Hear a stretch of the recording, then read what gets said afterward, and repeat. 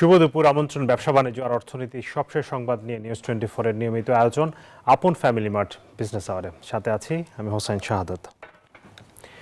পর্দা উঠল 30তম আন্তর্জাতিক বাণিজ্য মেলার। শনিবার সকালে পূর্বাচলের বাংলাদেশ চায়না ফ্রেন্ডশিপ এক্সিবিশন সেন্টারে মেলার উদ্বোধন করেন বাণিজ্য উপদেষ্টা শেখ বশির উদ্দিন। এবারের আয়োজনে অনলাইনে বিভিন্ন ক্যাটাগরির স্টল বা প্যাভিলিয়ন স্পেস বরাদ্দ দেওয়া হয়েছে। মেলায় টিকেটিং এর পাশাপাশি অন স্পট টিকিট কেনার ব্যবস্থা রয়েছে। যাতায়াতের সুবিধার্থে রয়েছে বিআরটিসির বাস। এবারের মেলায় দেশি বিদেশি স্টল রয়েছে 327টি। মেলায় পলিথিন ব্যাগ ও সিঙ্গেল ইউজ প্লাস্টিক ব্যবহার নিষিদ্ধ করা হয়েছে। বিকল্প হিসেবে হ্রাসকৃত মূল্যে বস্ত্র ও পাট মন্ত্রণালয়ের মাধ্যমে পরিবেশ বান্ধব শপিং ব্যাগ সরবরাহ করা হবে।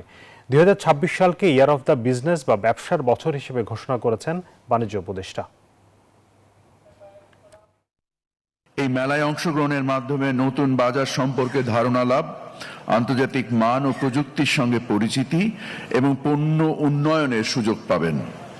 আমি আশা করি উদ্যোক্তাদের সক্রিয় অংশগ্রহণ বাণিজ্য মেলাকে সফল করে তুলবে এবং দেশের রপ্তানি প্রবৃদ্ধিতে গুরুত্বপূর্ণ অবদান রাখবে। দর্শক, আমরা ঘুরে আসতে চাই পূর্বাচলে বাণিজ্য মেলা প্রাঙ্গণে। সেখানে আছেন সহকর্মী মামুন। মামুন, আপনার কাছ থেকে যেটি জানতে চাইবো যে আজকে তো প্রথম দিন মাত্র উদ্বোধন হলো, বাণিজ্য উপদেষ্টা কি বলেছেন এবং যদি আপনি মেলার সার্বিক পরিস্থিতি জানান, এই মুহূর্তে আসলে প্রস্তুতি কেমন রয়েছে? ধন্যবাদ আপনাকে। এবার ঢাকা আন্তর্জাতিক বাণিজ্য মেলার 30তম আসন এবং 3 বারের প্রধানমন্ত্রী বেগম খালেদা জিয়ার মৃত্যুর যে শোক ছিল, সেই শোকের কারণে 1 তারিখে মেলা উদ্বোধন হয়নি এবং আজকে 3 তারিখে মেলা উদ্বোধন করেছে বাণিজ্য উপদেষ্টা শেখ বশির উদ্দিন এবং তিনি 2026কে প্রোডাক্ট অফ দ্য ইয়ার ঘোষণা করেছেন। এবারে বাণিজ্য মেলায় দেশি বিদেশি 327টি প্রতিষ্ঠান রয়েছে। এর মধ্যে দেশি 316টি এবং বিদেশি 11টি। এই দেশের পাশাপাশি ভারত, পাকিস্তান, তুরস্ক, সিঙ্গাপুর ও আফগানিস্তান সহ বিভিন্ন দেশের মেলায় ব্যবসায়ীরা অংশ নেবেন। কিন্তু টিকিটের যে জটিলতা সেটা কিন্তু এবার থাকছে না। এবার টিকিট অনলাইনে ক্রয় করতে পারবেন এবং সাথে ছাত্র ছাত্রীর যে বাস, বিআরটিসি বাস রয়েছে, সেই কিউআর কোড, সেই বাসের কিউআর কোড রয়েছে, সেই কিউআর কোড থেকেও কিন্তু সকলে এই টিকিট সংগ্রহ করতে পারবে এবং খুব সহজেই টিকিট ক্রয়ের মাধ্যমে মেলা উপভোগ করতে পারবেন। এবং এরই মধ্যে আমরা দেখতে পাচ্ছি যে ইতিমধ্যে গেট খুলে দেওয়া হয়েছে এবং মানুষের আনাগোনা বাড়ছে। পর্যায়ক্রমে যা মনে হয় যে মানুষ আরও আসতে শুরু করবে। এই ছিল আমার কাছে বাণিজ্য মেলা নিয়ে সর্বশেষ তথ্য। মামুন, আপনাকে ধন্যবাদ। দর্শক, এই চলতি বছর আমরা জানি যে গত 2টি বছর বা 2 থেকে 3 বছর বাংলাদেশ অর্থনীতিতে বেশ মন্দা অবস্থার মধ্যে দিয়ে যাচ্ছে। আর সেখান থেকে অর্থাৎ ব্যবসা বাণিজ্য গতি নেই, অর্থনীতির স্লোত গতি চলছে। সেই এমন সময় দাঁড়িয়ে 2026 সালকে ইয়ার অফ দ্য বিজনেস হিসেবে ঘোষণা করলো সরকার এবং বাণিজ্য উপদেষ্টা আজকে সেই ঘোষণা দিলেন। আমরা এই বিষয় নিয়ে আলোচনা করতে চাই। আমাদের সাথে স্টুডিওতে উপস্থিত হয়েছেন doctor Zahid Sattar, chairman, policy research institute, PRI. আপনাকে স্বাগত জানাচ্ছি আজকের অনুষ্ঠানে। আমরা দেখি যে প্রতি বছর বাণিজ্য মেলায় একটি প্রোডাক্ট অফ দ্য ইয়ার ঘোষণা করা হয়। এবার বিষয়টা একটু ভিন্নভাবে হলো যে business of the year of the business ঘোষণা করা হয়েছে। অর্থাৎ এই বছরটা ব্যবসাতে গতি ফিরবে, ব্যবসা ভালো হবে, এটাই তো বোঝানো হচ্ছে। এটা আসলে কিসের ভিত্তিতে ঘোষণা করা হলো? এটা একটা ভিত্তি বলবো যে বর্তমানের অর্থনীতি সবাই বলছে, সবাই ফিলও করছে যে একটু মন্দা আছে, মানে আমরা যেটাকে বলি মিউটেড গ্রোথ। এটা কিন্তু স্বীকার করতে হবে, বাংলাদেশের অর্থনীতি কিন্তু সংকুচিত হচ্ছে না। অনেকে বলেন যে মানে অর্থনীতি সংকুচিত হয়ে যাচ্ছে, আসলে সংকুচিত হচ্ছে না, আমাদের প্রবৃদ্ধি স্লো ডাউন করেছে। বাংলাদেশ ইকোনমি কখনো কিন্তু নেগেটিভ গ্রোথ হয় না, ওকে, সবসময় পজিটিভ। গত 50-54 বছরে, তাই শুধু ওই 1990 সালে যখন একটা মানে আন্দোলনের শেষে ওই যে স্বৈরাচারী সরকার, মানে এরশাদের সরকারের পতন হলো, সেই একটা বছরে হয়তো একটু নেগেটিভ গ্রোথ হয়েছে, কিন্তু এমনিতে পজিটিভ গ্রোথ আছে, কিন্তু আমরা সবাই জানি 4%-এর কম। আর এখন কিন্তু এই যে প্রবৃদ্ধির যে হিসাব হচ্ছে, এগুলো কিন্তু ঠিক হিসাব, এগুলো এখানে কোনো কিছু মানে বাড়িয়ে দেখানো হচ্ছে না, কোনো কিছুই নাই। তো এখানে সেই জন্যে কিন্তু একই সাথে সামষ্টিক অর্থনীতির কিন্তু স্থিতিশীলতা, ম্যাক্রো ইকোনমিক স্টেবিলিটিটা কিন্তু রিস্টোর করা হয়েছে। অনেক বাধা, অনেক কিছু মানে হতে পারতো, যেমন ব্যাংকিং সেক্টরে যে ঘটনাগুলো ঘটেছে, তাতে হয়তো ব্যাংক রান হতে পারতো, মানে অনেক রকম ক্যালামিটাস অবস্থা হতে পারতো, সেগুলো ঠেকানো গেছে। এটা একটা বড় অর্জন। এবং এক্সটার্নাল যে আমাদের ব্যালেন্স আছে, আন্তর্জাতিক লেনদেনের যে ভারসাম্যটা, এইটা একেবারে এখন বেশ রোবাস্ট অবস্থায় ফিরে এসেছে। ব্যালেন্স অফ পেমেন্টস বলুন, আমাদের ফরেন এক্সচেঞ্জ রিজার্ভ বলুন, মানে রিজার্ভ লেভেল এখন বেশ ভালো হয়েছে। যদিও আমরা এখনো বলি না যে খুব হাইলি কমফোর্টেবল নয়, বাট একটা কমফর্ট জোনে এসছে। তারপরে এক্সচেঞ্জ রেটটা মোটামুটি স্টেবিলাইজ হয়েছে। আমরা ফ্লেক্সিবল এক্সচেঞ্জ রেট পদ্ধতিতে গেছি, যদিও এখনো আমার কিছু প্রশ্ন আছে। এই ফ্লেক্সিবল এক্সচেঞ্জ রেট যেটা ম্যানেজমেন্ট হচ্ছে বাংলাদেশ ব্যাংকের মাধ্যমে, ওখানে কিছুটা ওনারা এই যে আমাদের রিজার্ভ বাড়ানোর জন্য কিছু চেষ্টা করছেন, যেখানে একটু মার্কেটে, ফরেন এক্সচেঞ্জ মার্কেটে কিছু ইন্টারভেনশন করা হচ্ছে, যেটা ফ্লেক্সিবল এক্সচেঞ্জ রেটে করা উচিত না। কিন্তু ইমিডিয়েট কিছু একটা কারণ হচ্ছে যে ওনারা দেখছেন যে কিছু রিজার্ভ এখন বাড়ানো যেতে পারে। বাংলাদেশ ব্যাংক ডলার কিনছে, যেটা 2-3 বছর আগে আমরা দেখেছিলাম যে ডলার বিক্রি করে প্রায় $10 বিলিয়ন রিজার্ভ থেকে চলে গেছে। তো যাই হোক, ডলার কেনা যেমন ইন্টারভেনশন মার্কেটে, ডলার বিক্রি করাও ইন্টারভেনশন। ফ্লেক্সিবল এক্সচেঞ্জ রেট সিস্টেমে ওই ইন্টারভেনশনটা না করাই ভালো, কারণ ফ্লেক্সিবল এক্সচেঞ্জ রেট কিছু সময় হবে যে এক্সচেঞ্জ রেট ডেপ্রিশিয়েট করছে, কিছু সময় এক্সচেঞ্জ রেট অ্যাপ্রিশিয়েটও করতে পারে। যেমন এখন রিজার্ভ আপনার রেমিটেন্স, বেশ ভালো রেমিটেন্স আসছে এই বছরে, আশা করছি $35 বিলিয়ন ক্রস করে যাবে। যে আপনার কাছে আবারও ফিরবো, আমাদের সাথে আরো একজন অতিথি যুক্ত হয়েছেন, জনাব রাশিদুল করিম মুন্না। তিনি সভাপতি বহুমুখী পাট পণ্য উৎপাদক এবং রপ্তানিকারক সমিতি। তিনি চীন থেকে আমাদের সাথে যুক্ত হয়েছেন। জনাব মুন্না, আপনার কাছ থেকে শুনতে চাই যে এই যে ইয়ার অফ দ্য বিজনেস ঘোষণা করা হলো, আপনারা ব্যবসায়ী হিসেবে কতটা ফিল করছেন, এই বছরটা আসলে আপনাদের হবে কিনা? জি, ধন্যবাদ আপনি। জাহিদ স্যার তো বিজ্ঞ মানুষ, উনি ওভারঅল সাইড থেকে তুই বলেছেন যে আমরা যেটা ভয় পেয়েছিলাম যে বর্তমান সরকার দায়িত্ব নেওয়ার পর সার্বিকভাবে বাংলাদেশের অর্থনীতি কি শ্রীলঙ্কার মতো হয়ে যায় কিনা, বা সেই ধরনের একটা মানে ভয়াবহ একটা পরিস্থিতির দিকে যায় কিনা, যেটা আমি বলবো বর্তমান সরকার একটা ক্রেডিট যে আর্থিক খাতের একটা শৃঙ্খলা আনার ব্যাপারে ওনারা যথেষ্ট উদ্যোগ নিয়েছেন। কিন্তু একজন উদ্যোক্তা হিসেবে আমরা যেটা বলতে চাই, বা আমাদের যেটা ফিলিংসটা, যে মুদ্রাস্ফীতি বেড়ে যাওয়ার কারণে মানুষের কিন্তু ক্রয় ক্ষমতা কমে গেছে।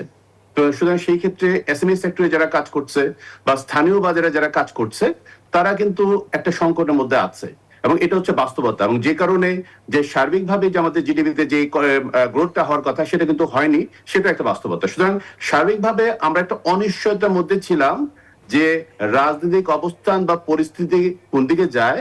আপনি দেখবেন যে গত 2 বছর ধরে যেই ধরনের বিনিয়োগগুলা প্রবৃদ্ধি বাড়ার ক্ষেত্রে শিল্পের সাথে যারা যুক্ত, রপ্তানির সাথে যারা যুক্ত, বা স্থানীয় শিল্পের সাথে যারা যুক্ত, তারা কিন্তু মেশিন পত্র কিন্তু সেভাবে ক্রয় হয়নি, যেটা গত আগের বছরগুলোতে হয়েছে। সুতরাং এটা কিন্তু একটা চিত্র আসছে যে আমাদের নতুন ইনভেস্টমেন্টের ক্ষেত্রে যেহেতু গ্রোথটা কন্টিনিউ রাখা বা গ্রোথটা বাড়ানোর ক্ষেত্রে একটা বড় ইস্যু, সেইটা কিন্তু থমকে আছে। সুতরাং একটা অনিশ্চয়তা যখন থাকে, তখন যে কোনো উদ্যোক্তা, বিদেশি বিনিয়োগ তো প্রশ্নই আসে না, যারা আমরা স্থানীয় বিনিয়োগকারী, আমরা কিন্তু অতিমাত্রায় টেনশনে আছি। যদি সার্বিকভাবে আমরা প্রত্যাশা রাখছি জাতি নির্বাচনের দিকে অগ্রসর হচ্ছে, এবং সেই নির্বাচনের মাধ্যমে নির্বাচিত সরকারের নেতৃত্বে এই সার্বিক অবস্থাটা হয়তো বা একটা স্বাভাবিক অবস্থা আসবে, এবং সেটি আমাদের প্রত্যাশা, জাতির প্রত্যাশা। এবং আমরা যেটা মনে করি, বিশেষ করে এসএমই সেক্টরের যারা সংশ্লিষ্ট আছে, তারা কিন্তু খুব একটা ভালো নেই, কারণ তাদের পণ্যটা ঠিক মতো বিক্রি হচ্ছে না। যারা কিনবে তাদেরও যেহেতু দ্রব্যের দাম বৃদ্ধি হওয়ার কারণে তারা যে পরিমাণ নর্মাল স্বাভাবিক পরিস্থিতিতে যে কেনাকাটাটা করতো সেটা কিন্তু আমরা দেখছি না। বিশেষ করে আমরা আজকে যে বাণিজ্য মেলা উদ্বোধন হয়েছে, গত নভেম্বর এবং ডিসেম্বর বেশ কয়েকটি কিন্তু জাতীয় পর্যায়ে মেলা হয়েছে বা স্থানীয় পর্যায়ে মেলা হয়েছে।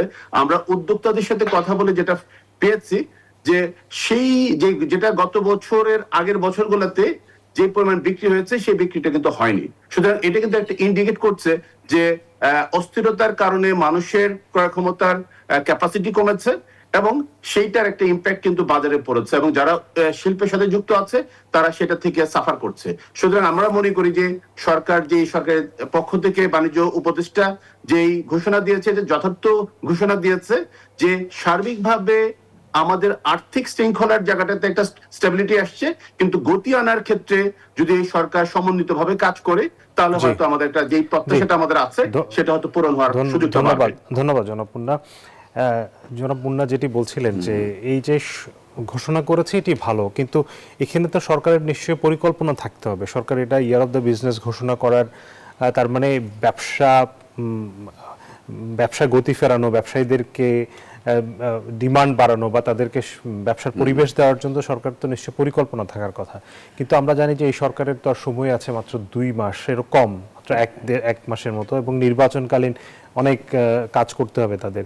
তাহলে এটা কি আসলে তাদের পরিকল্পনা আছে, নাকি তারা আসলে পরের সরকারের কাছে বিষয়টা আশা করছে? সুন্দর প্রশ্ন, এবং আমি মুন্না সাহেবের সাথে একমত।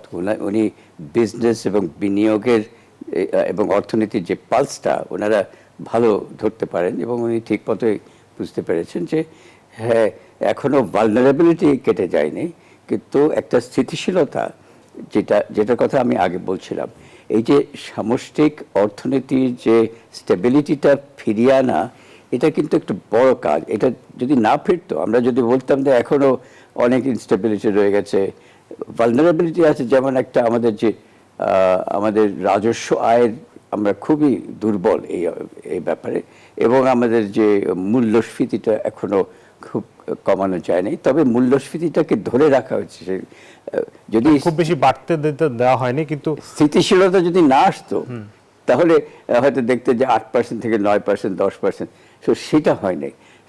তো এটা আগামী বছরটা ব্যবসার বছর এই জন্য বলা যেতে পারে যে আমাদের এখন ফাউন্ডেশনটা, অর্থনীতির ফাউন্ডেশনটা এসছে। এখন বিনিয়োগ এবং প্রবৃদ্ধি এটার উপরে ভরসা করে আসতে পারে, সেই জন্য সরকার ওইদিকে লক্ষ্য রাখতে পারে। অবশ্যই আমাদের বিনিয়োগ দিয়েই আমাদের অর্থনীতির গ্রোথ, প্রবৃদ্ধি এবং কর্মকাণ্ড বাড়ানো হয়। বিনিয়োগ প্রচুর দরকার, কিন্তু বিনিয়োগটা একটু থেমে আছে। এইটা আমরা আশা করছি যে আমরা একটা ভালো ইলেকশন হবে। ইলেকশনটা ভালোভাবে হয়ে গেলে বিনিয়োগকারীরা, দেশি বিনিয়োগকারী এবং অনেক বিদেশি বিনিয়োগকারীরা কিন্তু বসে আছেন। ওনারা অনেক মৌখিক কমিটমেন্ট কিছু করেছেন, কিন্তু অ্যাকচুয়ালি আসার জন্যে ইলেকশনটা লাগবে। সো ইলেকশনটা হলে আমার মনে হচ্ছে যে আগামী এই বছরটা 2026 বছরে আমরা বিনিয়োগ এবং অর্থনৈতিক কর্মকাণ্ড, বিশেষ করে শিল্পায়নের এদিকে, এক্ষেত্রে আমাদের কিছু বেশ অ্যাক্টিভিটি বাড়বে বলে আমরা আশা করছি, কারণ ম্যাক্রো স্টেবিলিটিটা রিস্টোর করা হয়েছে। আর না হলে তো কেওটিক হয়ে যেত অর্থনীতি, কিন্তু কেওটিক না। তার মানে এখন কি আসলে মূল সমস্যা হচ্ছে পলিটিক্যাল ইনস্টেবিলিটি, এটাই মূল প্রবলেম বিনিয়োগের ক্ষেত্রে? হ্যাঁ, অ্যাবসলিউটলি। পলিটিক্যাল স্টেবিলিটি এবং স্থিতিশীলতা, সার্বিক একটা স্থিতিশীল অবস্থা, এটা অর্থনীতির জন্য এটা একটা ফাউন্ডেশন। সেটা এখন ইলেকশনটা হয়ে গেলে আমরা মনে করব যে এখন আমরা কোন দিকে যাচ্ছি, এটা আমরা নির্দেশনাটা পাওয়া যাবে। এবং যারা বিনিয়োগকারী আছেন ওনারা এখনো ওয়েট অ্যান্ড সিতে আছেন। তবে ওইটুকু আমি যেটা বললাম সেটা অনেক সময় সাধারণ মানুষ বোঝে না। এই যে এক্সটার্নাল স্টেবিলিটি, এক্সচেঞ্জ রেট ম্যানেজমেন্টে যে আমরা যে দেখেছি, স্থিতিশীলতা দেখেছি, এক্সচেঞ্জ রেট 122-এর আশেপাশে ধরে রাখা হয়েছে, এটার অর্থ এই নয় যে এটা খুব ভালো। এক্সচেঞ্জ রেট ওঠানামা করতে পারে। যেমন আপনার রেমিটেন্স যদি বাড়ে, এক্সপোর্ট যদি বাড়ে এবং ইম্পোর্ট যদি বাড়ে, ইম্পোর্টেরও বাড়ার দরকার আছে। আমাদের এই যে এই যে মানে অর্থনীতির যে স্লো মিউটেড যে এখন গ্রোথ দেখছেন, এটার একটা বড় কারণ হচ্ছে আমাদের ইম্পোর্ট পেনিট্রেশন অন্তত 15 থেকে 20% হওয়া উচিত জাতীয় উৎপাদের, ওখান থেকে অনেক কমে গেছে। সো ইম্পোর্টকে আরও খুলে দেওয়া, আমাদের ইম্পোর্ট তো কমপক্ষে 65 থেকে 70 বিলিয়ন ডলার মিনিমাম হওয়া উচিত। এখানে এখনও সেটা একটু 60-65 বিলিয়ন ডলারের মধ্যে আছে। সুতরাং এখানে ইম্পোর্টটা আরো ওপেন করে দেওয়া উচিত। আমরা আবারও একটু যেতে চাই জনাব মুন্না আপনার কাছে। যেটি নির্বাচনের কথা আসছে, সবাই আসলে তাকিয়ে আছে একটি নির্বাচন, যেহেতু একেবারেই দোরগোড়ায় চলে এসছে, ক্ষণ গণনা শুরু হয়েছে একরকম। সেই জায়গাটাতে আপনাদের নিশ্চয়ই নতুন সরকারের কাছে, রাজনৈতিক সরকারের কাছে অনেক প্রত্যাশা আছে। সেই প্রত্যাশার বিষয়গুলো শুনতে চাই, যেহেতু বছরের শুরুতে আমরা এই অনুষ্ঠানটি করছি। পুরো বছর জুড়ে আসলে সরকার কি করতে পারে, নতুন সরকারের মানে রাজনৈতিক সরকারের তো অনেক কিছু করার সুযোগ থাকে, সেই জায়গাটাতে আপনাদের প্রত্যাশার জায়গাটা জানতে চাই। জি, ধন্যবাদ আপনাকে আবারও। স্যার যথার্থই বলেছেন যে সার্বিকভাবে যে বিশৃঙ্খলা বা একটা বলবো যে আর্থিক খাতে যে একটা সমন্বয়ের দরকারটা ছিল, আমি বলবো যে বর্তমান উপদেষ্টা মহোদয়, গভর্নর সাহেব এবং স্যাররা পিছন থেকে একটা ভালো কাজ করেছেন। আমরা যেটা একটা খুবই আতঙ্কের মধ্যে ছিলাম, সেটা থেকে জাতি রক্ষা পেয়েছে। প্রশ্নটা হচ্ছে যে আপনি একটু আগে বলেছিলেন যে আমরা এই সরকারের দায়িত্ব তো আর কয়েক মাস আছে, 1.5 মাস প্লাস আছে। সেই জায়গাতে আমাদের দাবি হচ্ছে যে আগামীতে যারা সরকার গঠন করবেন, প্রত্যেকটা রাজনৈতিক দলের কাছে আমাদের দাবি থাকছে তাদের নির্বাচনী ইস্তেহারে এই আর্থিক খাতের উন্নয়ন, ব্যবসার উন্নয়ন এবং উদ্যোক্তাদের উন্নয়নের কি ধরনের পদক্ষেপ নেবেন, এই বিষয়টা খুব জরুরি হয়ে গেছে। কারণ আমরা কিন্তু একটু স্লো হয়ে গেছি এবং এটা এই বাস্তবতাটাকে মাথায় রেখে আমরা আগামীতে এলডিসি গ্রাজুয়েশনের দিকে যাচ্ছি। আমাদের যে জিডিপি যে গ্রোথটা যেভাবে কন্টিনিউ করছিল, সেটা কিভাবে আমরা এগিয়ে নিব, এই বিষয়গুলোকে মাথায় রেখে একটি সুনির্দিষ্ট পরিকল্পনা যাতে ওনাদের নির্বাচনী ইস্তাহারে ঘোষণা করেন, সেই দাবিটা কিন্তু আমরা রাখছি। কারণ আর্থিক খাতের উন্নয়ন ছাড়া কিন্তু আমাদের সার্বিক উন্নয়নটা যেহেতু সম্ভব না, এবং সকল ধরনের যে ডেভেলপমেন্ট ওয়ার্ক নির্ভর করছে আর্থিক খাতের উন্নয়নের উপর।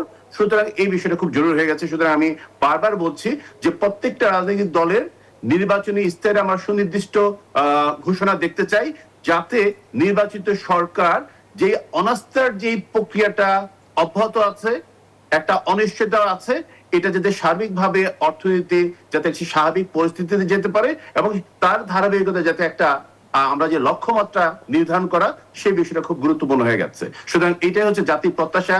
একজন উদ্যোক্তা হিসেবে এটা আমরা নতুন সরকারের কাছে আবেদন রাখছি আপনাদের মাধ্যমে। জি, অনেক ধন্যবাদ। আপনারা থাকুন, আমরা আবারও আসবো, আমাদের একটি বিরতির সময় হয়েছে।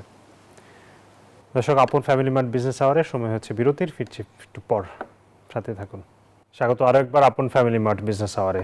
দর্শক, আলোচনা চলছে, আমাদের সাথে আছেন ডক্টর জাহিদুল সাত্তার এবং রাশেদুল করিম মুন্না। আমরা এই মুহূর্তে যেতে চাই রাশেদুল করিম মুন্না আপনার কাছে। আমরা দেখেছি যে গত মাসে, মানে যেই মাসটি শেষ হলো ডিসেম্বরেও, বেসরকারি খাতে ঋণের প্রবৃদ্ধি 6%, মানে 7-এর নিচে আমরা দেখতে পাচ্ছি, 6.68%। এই যে বেসরকারি ঋণের প্রবৃদ্ধি কম, তার মানে বিনিয়োগ কম হচ্ছে। আপনারা আসলে যে বিনিয়োগ করছেন না, এটা কি শুধুমাত্র মানে একটি নির্বাচনের অপেক্ষায় আছেন, নাকি ওভারঅল বাংলাদেশের অর্থনীতিতে আসলে বিনিয়োগের মতো অবস্থা নেই?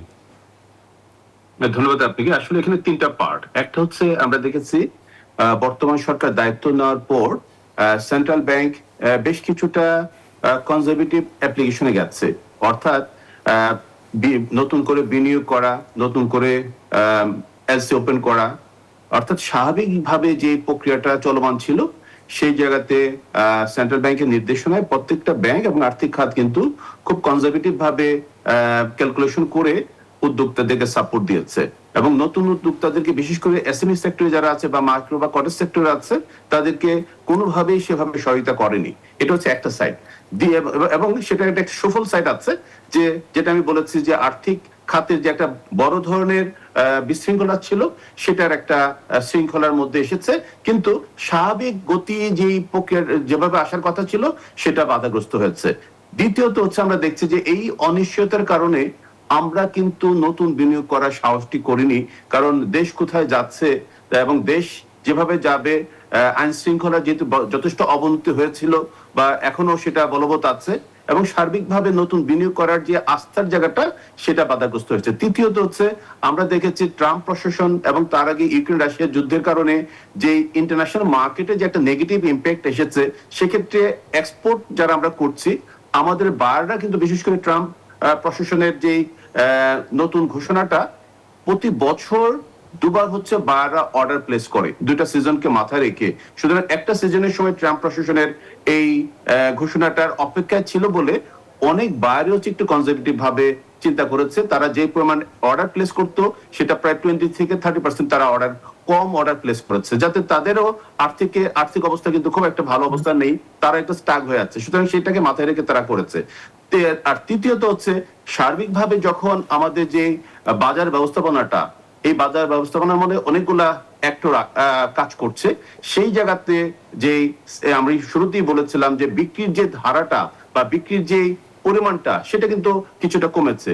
সার্বিকভাবে আমাদের উদ্যোক্তারা হচ্ছে একটা অনিশ্চয়তার মধ্যে পড়েছেন, যে কারণে আসলে আপনি যেটা বলেছেন যে আর্থিক খাত থেকেও কনজারভেটিভ অ্যাপ্লিকেশনে গেছে, উদ্যোক্তারাও সেভাবে অ্যাগ্রেসিভ হইতে সাহস করেনি যে তারা নতুন বিনিয়োগ করবে। সুতরাং আমরা মনে করি যে আমরা তাকিয়ে আছি যে নতুন সরকার যদি দায়িত্ব নেয়, এবং সেই ক্ষেত্রে একটু আগে বলেছি তাদের সুনির্দিষ্ট ঘোষণা থাকা দরকার, কারণ আমরা ইতিমধ্যে আরো কয়েকটা ইন্ডিকেটর দেখছি। আমরা গ্যাস বিদ্যুতের কিন্তু একটা চরম অব্যবস্থাপনা আমরা দেখছি, এখানে কিন্তু সরকারকে একটু নজর দেওয়া দরকার, কারণ আমাদের যে ইন্ডাস্ট্রি চালাচ্ছে আমাদের ক্ষেত্র বিশেষে 5 থেকে 7 ঘন্টা আমরা জেনারেটরের উপর নির্ভর করে চলছি, যেটা আসলে কোনোভাবেই কাম্য নয়, এবং এই ব্যবস্থাপনার মধ্যে একটু নজর দেওয়া উচিত। পাশাপাশি আমি বলবো যে আমাদের বিনিয়োগ করার সাথে সাথে যে সমস্ত ফ্যাসিলিটি গুলো আসা দরকার, আমাদের যেই বিভিন্ন সরকারি যেই উদ্যোগগুলো আছে সেটা কিন্তু আমরা ঘাটতি দেখছি। সুতরাং সার্বিকভাবে একটা বিজনেসকে ডেভেলপ করা বা বিজনেসকে সাপোর্ট দেওয়ার জন্য যে সাপোর্টিং রুলটা সরকারের জায়গা থেকে থাকার কথা, সেটা কিন্তু সেভাবে আমরা পাচ্ছি না। বিশেষ করে আমি বলবো যে পলিসির জায়গাতে কিছু ঘাটতি আছে, যেটা আপনি একটু আগে বলেছিলেন যে বর্তমান সরকার ঘোষণা করছে, কিন্তু এই ঘোষণাগুলোকে বাস্তবায়নের জায়গায় এটা অর্থনীতি চলমান একটা ব্যবস্থাপনা। জি, অনেক ধন্যবাদ জনাব মুন্না, আপনাকে অনেক ধন্যবাদ। ডক্টর জাহিদ সাত্তার, এই যে উনি অনেকগুলো পয়েন্টের কথা বলেছেন যেগুলো আসলে তারা আশা করছিলেন যে সেই জায়গাগুলোতে হয়তো তাদের ব্যবসার জন্য বিনিয়োগের জন্য যেসব বিষয়গুলো দরকার, আমরা যেটি সবাই আশা করছিল যে একটি অনিশ্চয়তা তো ছিল, কিন্তু তফসিল ঘোষণার পরে নির্বাচনের তারিখ যেহেতু ঘোষণা হয়েছে, সবার আশা ছিল যে তখন হয়তো একটা নিশ্চিত নির্বাচন হচ্ছে, তখন ব্যবসায়ীদের আস্থা ফিরে আসবে। সেই আস্থাটা আসলে এখনো ফিরে আসেনি কেন?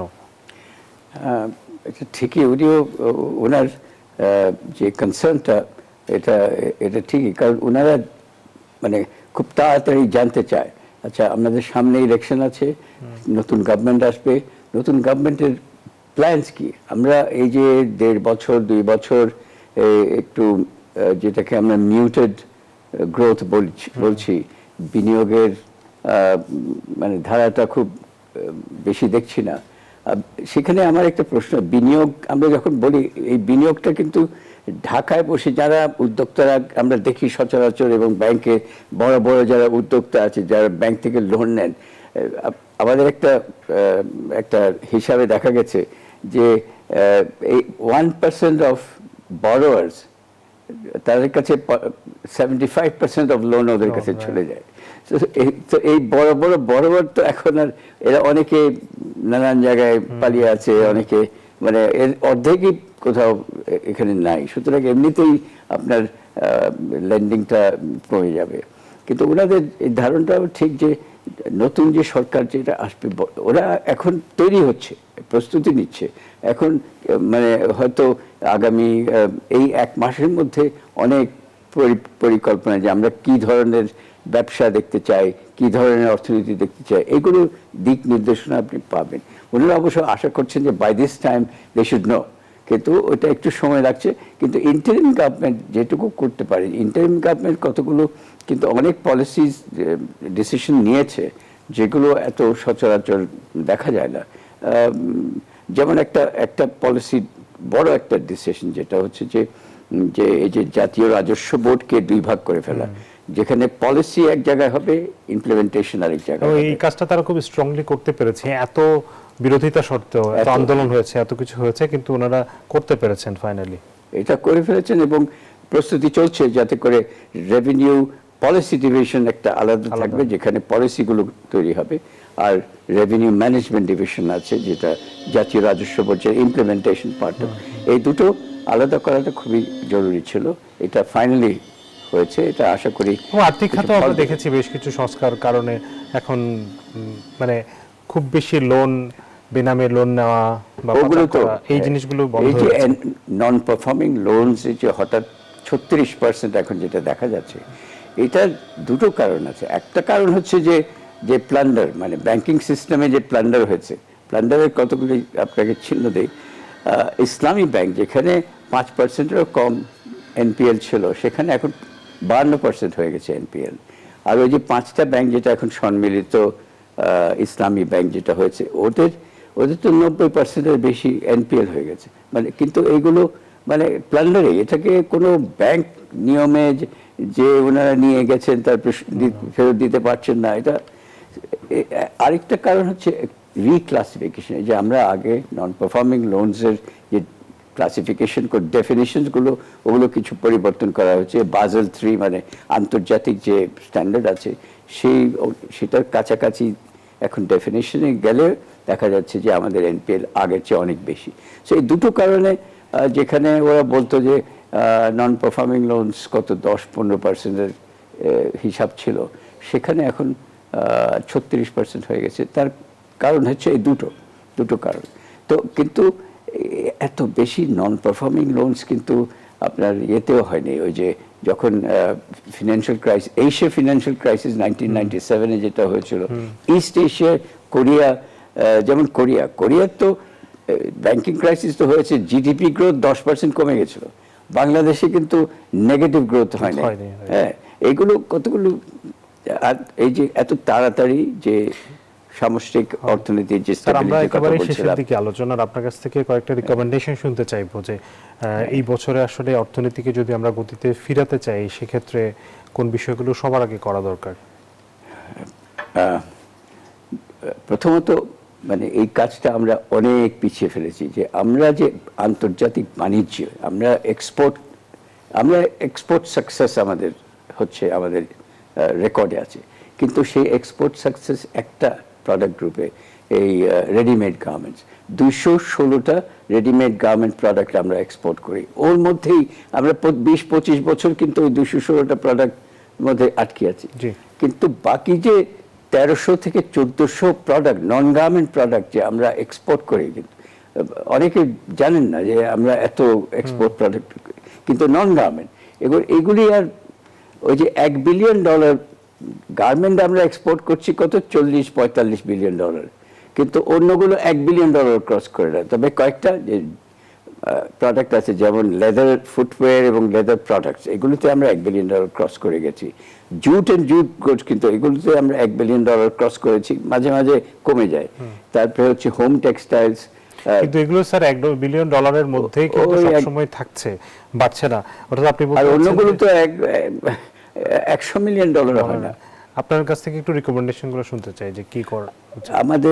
আমাদের যে আন্তর্জাতিক বাণিজ্যকে আরো শক্ত করতে হবে, আমাদেরকে ফরেন ইনভেস্টমেন্ট আরো নিয়ে আসতে হবে।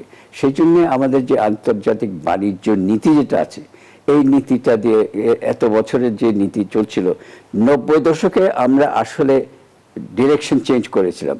এই ডিরেকশনটা কিন্তু আমরা রাখতে পারিনি। আরো আমাদের সেকেন্ড জেনারেশন রিফর্ম দরকার ছিল, আমরা করি নাই। এখন ওই সেকেন্ড জেনারেশন রিফর্ম, বিশেষ করে বাণিজ্য নীতিতে দরকার আছে। আমাদের শুল্ক দিয়ে আমাদের প্রবৃদ্ধি আর শিল্পায়ন, এগুলি, তারপরে ফরেন ইনভেস্টরদেরকে আকর্ষণ করা, এগুলি কোনোটাই হবে না। আমাদের বাণিজ্য নীতিকে আরো উদারীকরণ করতে হবে। পরিষ্কার কথা, আমরা যেই অবস্থায় আছি, এই যে একটা জাপান আমাদের সাথে FTA ফ্রি ট্রেড এগ্রিমেন্ট করতে চেয়েছিল, আমরা করতে পারলাম না, করে শেষে ইকোনমিক পার্টনারশিপ এগ্রিমেন্ট করছি। এটাও একটা বড় পদক্ষেপ। এটাও কিন্তু ইন্টারিম গভর্নমেন্টকে আমাদের কমেন্ডেশন দিতে হবে। এটাও একটা প্রোগ্রেস আছে। সিঙ্গাপুরের সঙ্গে যে আলোচনা চলছে, আশা করি সিঙ্গাপুরের সাথে একটা উন্মুক্ত বাজারের একটা এগ্রিমেন্ট হবে।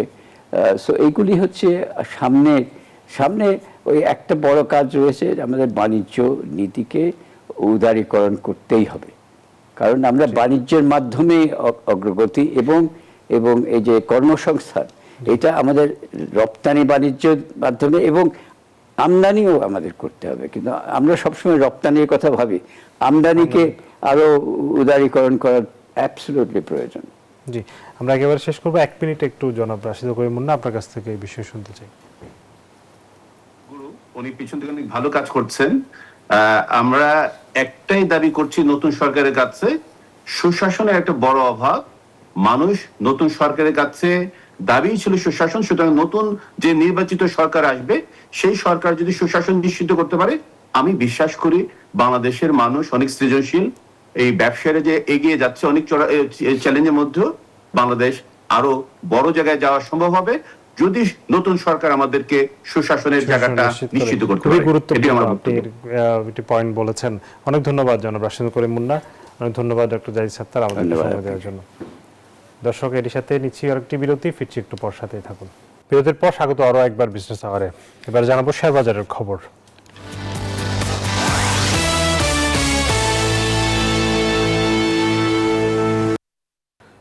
ঢাকা স্টক এক্সচেঞ্জের ওয়েবসাইট থেকে জেনে নেব লেনদেনের সবশেষ পরিস্থিতি। ইতিবাচক ধারায় লেনদেন চলছে। ডিএসসিএক্স ইন্ডেক্সের অবস্থা আমরা যদি দেখি, বড় ধরনের উত্থান হয়েছে, 45 পয়েন্ট বেড়েছে দীর্ঘদিন পরে, কিন্তু পুঁজিবাজার আবারও কিছুটা আমরা ইতিবাচক ধারা দেখতে পাচ্ছি গত কয়েকদিন ধরে। আমরা যদি দেখি, এটি আসলে জানুয়ারির 1 তারিখের লেনদেন। আমরা চলে যাচ্ছি পরবর্তী সংবাদে। শেয়ার বাজারের আমরা এই মুহূর্তে স্বর্ণ, রূপা এবং মুদ্রা বাজারের আপডেট জানবো। মুদ্রার বিনিময় মূল্য আমরা দেখতে পাচ্ছি মার্কিন ডলার 122 টাকা কেনা হচ্ছে, বিক্রয় 123, ইউরো 138 টাকা কিনে 143 টাকায় বিক্রি হচ্ছে, পাউন্ডের কেনা দর 159, বিক্রয় 166, চীনা ইউয়ান কেনা হচ্ছে 16 টাকায়, বিক্রয় 18 টাকা, সৌদি রিয়াল 32 টাকা কিনে 33 টাকা 20 পয়সা বিক্রি হচ্ছে, ভারতীয় রুপি 1 টাকা 30 পয়সায় কিনে 1 টাকা 45 পয়সায় বিক্রি হচ্ছে। স্বর্ণের দরদাম জানবো। স্বর্ণের দামে আমরা দেখতে পাচ্ছি বেশ বেড়েছে। গত কয়েকদিনেই আমরা স্বর্ণের বেশ কয়েকবার দাম বাড়তে দেখেছি। 2,22,724 টাকা এই মুহূর্তে 22 ক্যারেট স্বর্ণ বিক্রি হচ্ছে। 21 ক্যারেট স্বর্ণের দাম প্রতি ভরি 2,12,635, 18 ক্যারেট 1,82,250 এবং সনাতন সোনা বিক্রি হচ্ছে 1,51,860 টাকায়। রূপার দাম যদি দেখতে চাই, 22 ক্যারেট রূপা প্রতি ভরি 6,065 টাকায় বিক্রি হচ্ছে, 21 ক্যারেট 5,774 এবং 18 ক্যারেট 4,957 এবং সনাতন রূপা বিক্রি হচ্ছে 3,732 টাকায়। এবার জানাবো জনপদের শিল্প ও বাণিজ্যের খবর।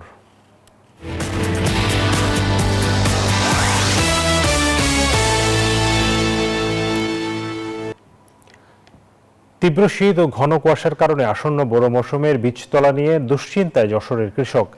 রাতে পলিথিন দিয়ে ক্ষেত ঢেকে রাখছেন তারা। কৃষি বিভাগ অবশ্য বলছে এরই মধ্যে বেশিরভাগ বীজতলায় চারা বড় হয়ে গেছে, তাই ক্ষতির সংখ্যা কম। বুলবুল শহীদ খান হিমেলের তথ্য ছবিতে ডেস্ক রিপোর্ট। যশোরে কুয়াশার দাপটে প্রতিদিন কমছে তাপমাত্রার পারদ। গত এক সপ্তাহ ধরে সকাল থেকেই দেখা নেই সূর্যের। সপ্তাহ জুড়ে জেলার তাপমাত্রা 9 থেকে 7.5 ডিগ্রি পর্যন্ত ওঠানামা করছে। এদিকে বোরো বীজতলা সবেমাত্র বড় হতে শুরু করেছে।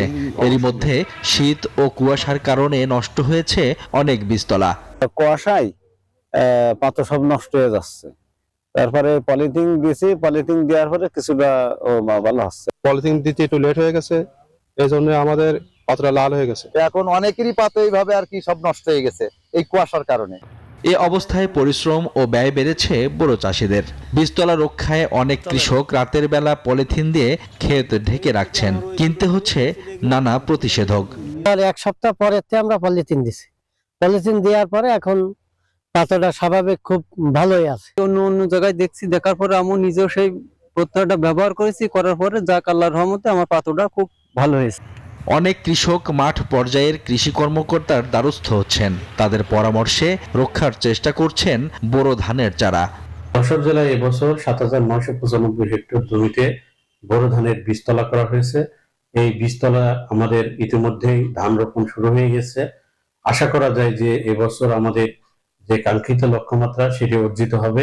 শীত ও কুয়াশা তীব্র হলেও বোরো বীজতলা রক্ষা করা সম্ভব বলছে কৃষি বিভাগ। যাতে এই কুয়াশাচ্ছন্ন আবহাওয়া বা এই তাপমাত্রার জন্য পাতার উপরে না প্রভাব ফেলে, সেই জন্য যারা ঢেকে রাখতেছে তাদেরটা মোটামুটি ভালো আছে, আর যারা ঢেকে রাখে নাই তাদেরটা একটু আসলে খারাপ হয়ে পড়ছে। আমরা তাদেরকে পরামর্শ দিচ্ছি যেন আপনারাও সাথে একটু ঢেকে রাখেন। চলতি মৌসুমে যশোর জেলায় বোরো বীজতলার লক্ষ্যমাত্রা ধরা হয়েছে ৭,৫৫০ হেক্টর। Desk report, news 24। এবারে বিশ্ব বাণিজ্যের খবর।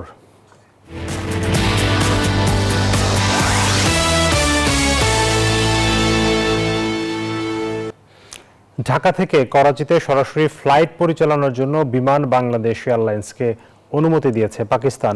সরকারের আনুষ্ঠানিক অনুমোদনের পর পাকিস্তানের বেসামরিক বিমান চলাচল কর্তৃপক্ষ সিএএ বিমানকে এই অনুমতি দেওয়ার সিদ্ধান্ত নেয়। প্রাথমিকভাবে 2026 সালের 30 মার্চ পর্যন্ত ঢাকা করাচি ফ্লাইট পরিচালনার অনুমোদন দেওয়া হয়েছে, পরে মেয়াদ বাড়তে পারে। বৈদ্যুতিক গাড়ির বিশ্ববাজারে টেসলার একচ্ছত্র আধিপত্য শেষ। মার্কিন এই জায়ান্টকে হটিয়ে বিক্রির শীর্ষে উঠে এসেছে চীনের বিওআইডি। 2025 সালে টেসলার বিক্রি 9% কমেছে, অন্যদিকে বিওআইডির বেড়েছে প্রায় 28%। মূলত সাশ্রয়ী দামের কারণেই এগিয়ে গেছে চীনা কোম্পানিটি। বিশ্লেষকরা বলছেন ভর্তুকি বাতিল আর ইলন মাস্কের রাজনৈতিক বিতর্কে পিছিয়ে পড়েছে টেসলা। তবে ঘুরে দাঁড়াতে মাস্ক এখন বাজি ধরছেন রোবোটেক্সি এবং রোবটের উপর, যার উপর নির্ভর করছে তার $1 লাখ কোটি বিশাল পে প্যাকেজ।